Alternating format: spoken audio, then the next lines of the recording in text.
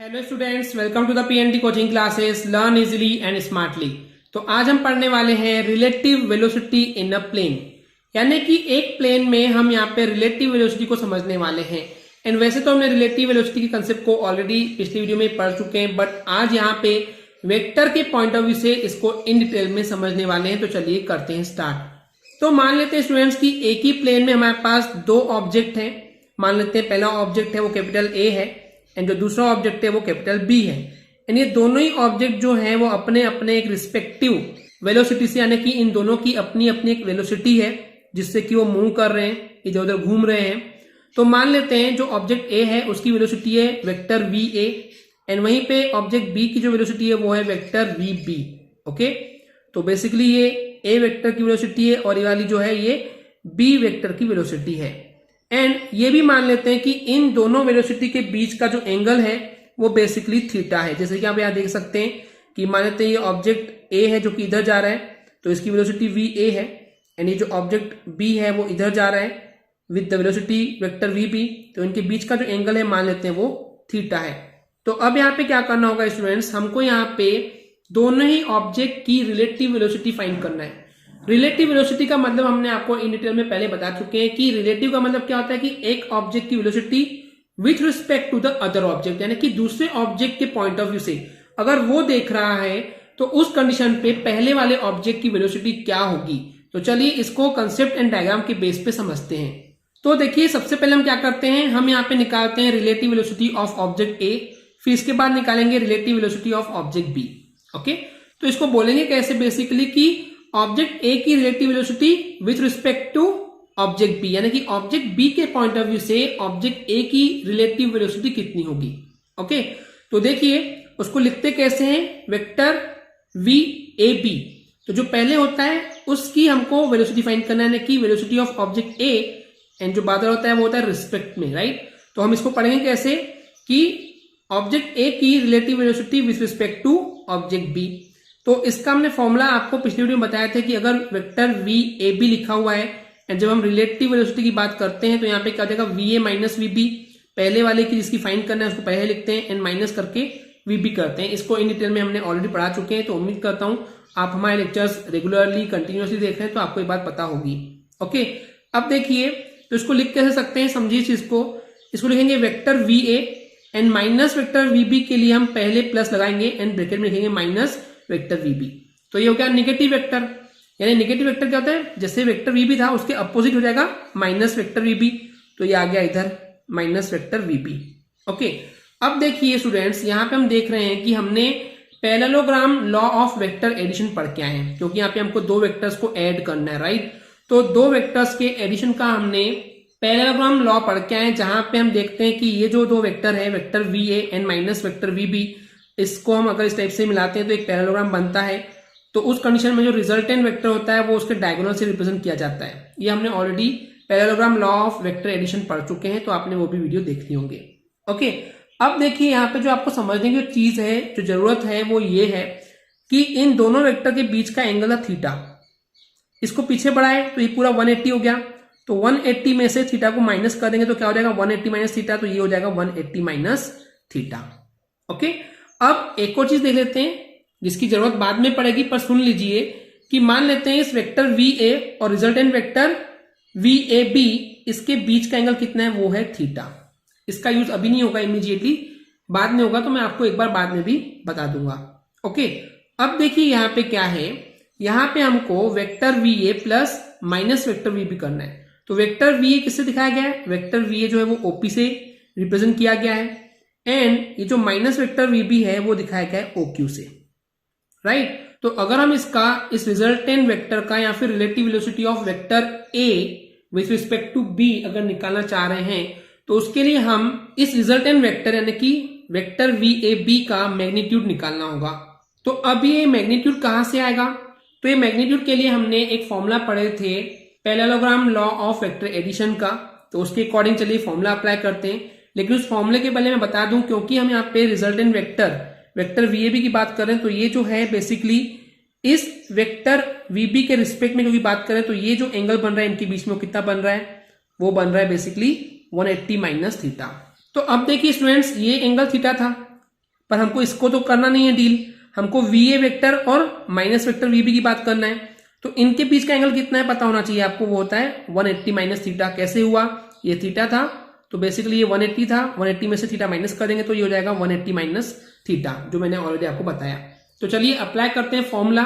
तो basically students, अगर हमारे पास दो वेक्टर थे, vector A and vector B, तो वहां पे हमने पैरेललोग्राम लॉ का यूज करते हुए फॉर्मूला निकाले थे मैग्नीट्यूड का, रिजल्टेंट वेक्टर का, वो था under root A square plus B square plus 2ab cos theta.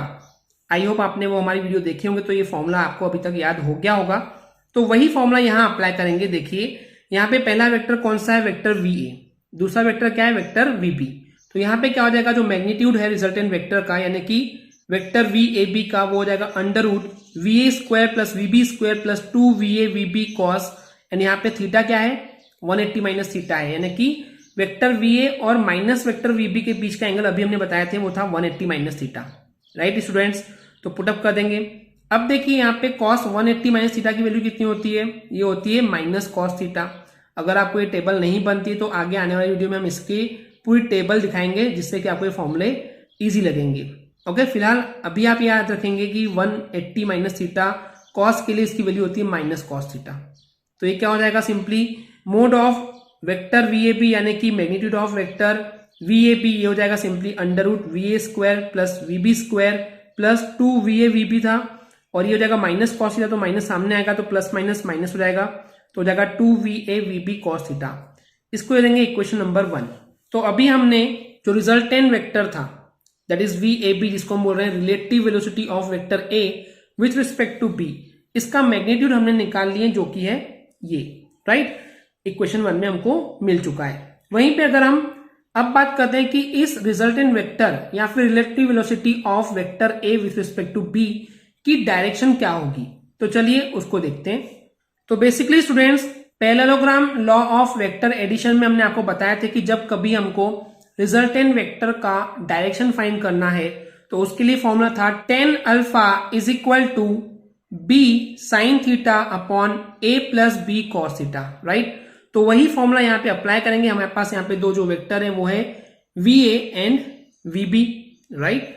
तो यहाँ पे क्या हो जाएगा, सिंपली बी के बदले आ जाएगा वी बी साइन थीटा के बदले आ जाएगा 180 माइनस थीटा अपॉन ए के बदले आ जाएगा वी ए प्लस बी के बदले आ जाएगा वी बी कॉस थीटा के बदले आ जाएगा 180 माइनस थीटा, क्योंकि यहाँ पे जो एंगल है इन दोनों के बीच में वो है 180 माइनस थीटा, राइट स्टूडेंट्स।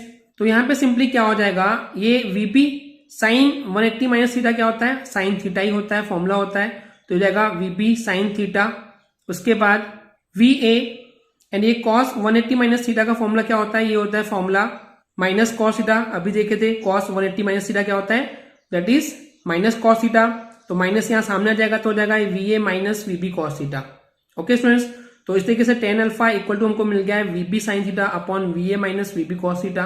तो अल्फा इक्वल टू हो जाएगा tan, उधर जाएगा तो tan इनवर्स लिखते हैं, then V B sine theta upon V A minus V B cos theta.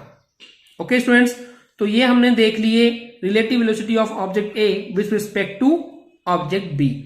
अब इसका अपोजिट केस देखेंगे कि अब हमको यहाँ पे ऑब्जेक्ट बी की रिलेटिव वेलोसिटी निकालना है, वो भी with respect to object A. तो चलिए देखते हैं इसको। तो अब क्योंकि हमको यहाँ पे रिलेटिव वेलोसिटी निकालना है ऑब्जेक्ट बी की, तो उसको पहले लिखेंगे, तो बी पहले आएगा, ए बाद में लिखेंगे, तो ये हो जाएगा vector V B A equal to, तो पहले वाले को पहले लिखते हैं तो vector V B minus vector V A हो जाएगा। इसको कैसे लिखेंगे, V B plus and minus vector V A, right students. तो अब देखिए इसके पहले हमारे पास डायग्राम में कैसे था कि यहाँ पे था वेक्टर वी ए एंड इधर था वेक्टर वी बी, ये था राइट, ऐसे V A and in the V B, इनके बीच का एंगल था थीटा। ठीक है, ये नॉर्मल हमारे पास डायग्राम था जो कि इस टॉपिक के बेस में हमने डिस्कस किए थे। अब देखिए यहाँ पे क्या है, हमको वी बी तो चाहिए, तो वी बी तो रहेगा एज इट इज, लेकिन वी ए निगेटिव चाहिए। वी ए इधर था तो इसका अपोजिट इधर आ जाएगा, राइट, इसका अपोजिट इधर आ जाएगा। तो यहाँ पे क्या होगा, इधर ही थीटा बन रहा है, फाइन, नो इश्यूज। पर अब हमको इससे डील करना है, तो ये पूरा 180 है, थीटा हटा देंगे तो इनके बीच का एंगल क्या हो जाएगा, 180 माइनस थीटा। ओके, इतना क्लियर है। अब यहाँ पे जो रिजल्टेंट वेक्टर होगा वो इस डायगोनल के फॉर्म में होगा। कैसे, ऐसा इसलिए क्योंकि हम वापस से यहाँ पे दो वेक्टर का एडिशन करना चाह रहे हैं। तो दो वेक्टर के एडिशन के लिए जो लॉ पढ़े थे पैरेललोग्राम लॉ, उसी को अप्लाई करने वाले हैं। तो क्या करेंगे, ये जो वेक्टर माइनस वी ए है इसके पैरेलल इधर ड्रॉ कर देंगे, वेक्टर वीबी के पैरेलल इधर ड्रॉ करेंगे, तो ये बन गया पैरेललोग्राम। तो parallelogram law of vector addition के अकॉर्डिंग इस रिजल्टेंट वेक्टर या relative velocity of object B के लिए जो रिजल्ट मिलने वाला है वो हमको डायगोनल देता है इस पैरेललोग्राम का। राइट स्टूडेंट्स, ये हमने ऑलरेडी इन डिटेल में पढ़ा चुके हैं। तो देखिए यहाँ पे जो रिजल्टेंट वेक्टर है वो हो जाएगा वेक्टर वी बी ए। अब क्या करना है हमको, यहाँ पे निकालना है इसका मैग्नीट्यूड। जो रिजल्टेंट वेक्टर है या जिसको हम बोल रहे हैं relative velocity of object B, हमको इसका क्या निकालना है, मैग्नीट्यूड निकालना है। तो parallelogram law of vector addition में हमने पढ़े थे कि जो मैग्नीट्यूड का जो फॉर्मूला था वो था under root A square plus B square plus 2ab cos theta. Right, तो उसी फॉर्मूले पे चलिए वैल्यू पुटअप करते हैं यहाँ पे। तो ये हो जाएगा ए के बदले हम रखेंगे यहाँ पे वी ए और वेक्टर बी के बदले पुटअप करेंगे यहाँ पे वी बी। राइट, तो ये हो जाएगा magnitude of the vector V B A, ये हो जाएगा V A square plus V B square plus 2va V B cos, और यहाँ पे थीटा कितना है 180 माइनस थीटा है। तो यहाँ पे अंडर रूट जो लगाएंगे स्टूडेंट्स, मैं बताना भूल गया था, स्क्वायर रूट ये तो फॉर्मूले में ही था। तो ये क्या हो जाएगा, सिंपली कॉस 180 माइनस थीटा का फॉर्मूला होता है माइनस कॉस थीटा, तो माइनस सामने आएगा तो यहाँ माइनस आ जाएगा। तो ये हो जाएगा mod of the vector V B A equal to under root V A square plus V B square minus 2va V B cos theta, और ये हो जाएगा हमारा इक्वेशन नंबर 2। इक्वेशन नंबर 2 इसलिए क्योंकि ये हमको मैग्नीट्यूड दे रहा है उस रिजल्टेंट वेक्टर का या फिर relative velocity of object B का। ओके, तो अब बात आती है रिजल्टेंट वेक्टर के डायरेक्शन की। तो अगेन हमको parallelogram law of vector addition को ही देखना है, जिसमें हमने देखे थे कि जब हमको डायरेक्शन निकालना होता है तो हम tan थीटा के पास जाते हैं। तो यहाँ पे जो एंगल है बेसिकली इस एंगल को हमने बीटा का नाम दिए थे, क्योंकि पहले केस में हमने अल्फा ले चुके हैं।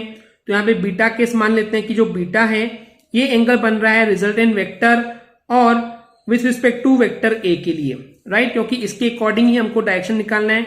विथ रिस्पेक्ट टू ए बात कर रहे हैं हम लोग, तो ए और रिजल्टेंट वेक्टर के बीच का जो एंगल है वही लेंगे।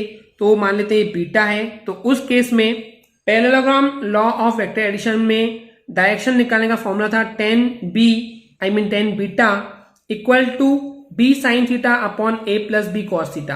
तो यहाँ पे b की जगह पुटअप कर देंगे vb एंड a के बदले पुटअप कर देंगे va और थीटा के बदले आ जाएगा 180 माइनस थीटा। तो ये हो जाएगा tan beta equal to vp sine 180 minus theta whole upon va plus vb cos 180 minus theta. अब देखिए स्टूडेंट्स, साइन 180 माइनस थीटा क्या होता है, साइन थीटा ही होता है, एंड कॉस 180 माइनस थीटा क्या होता है, ये होता है माइनस कॉस थीटा। ओके, तो ये माइनस यहां आ जाएगा, तो ये हो जाएगा vb sine theta upon va minus vb cos theta. तो यहां से हमको बीटा निकालना है, तो बीटा यहीं रहेगा, tan उधर जाएगा तो हो जाएगा tan inverse of vb sine theta upon va minus vb cos theta. Okay students, तो हमने यहाँ पे देख लिए हैं कि relative velocity of object A with respect to B and relative velocity of object B with respect to A दोनों ही, एंड उनके मैग्नीट्यूड के जो इक्वेशन थे इक्वेशन 1 एंड 2, उससे हमको ये क्लियर होता है कि दोनों ही केस में चाहे आप रिलेटिव वेलोसिटी ऑफ ए निकालिए या फिर relative velocity of object B निकालिए, दोनों ही केस में जो मैग्नीट्यूड मिलता है हमको रिजल्टेंट वेक्टर का वो दोनों ही बेसिकली इक्वल यानी कि सेम होते हैं। तो डिफरेंस क्या होता है, सिर्फ और सिर्फ उनकी डायरेक्शन जो है वो डिफरेंट होती है, अपोजिट होती है। ओके स्टूडेंट्स, तो ये थी कहानी रिलेटिव वेलोसिटी की। आई होप आपको ये क्लियर हो गया होगा। अगर आपको हमारी वीडियो से कुछ भी सीखने मिला या नॉलेज मिला तो प्लीज हमारे चैनल को सब्सक्राइब कीजिए एंड वीडियो को लाइक जरूर करें। आज के लिए इतना ही, थैंक यू।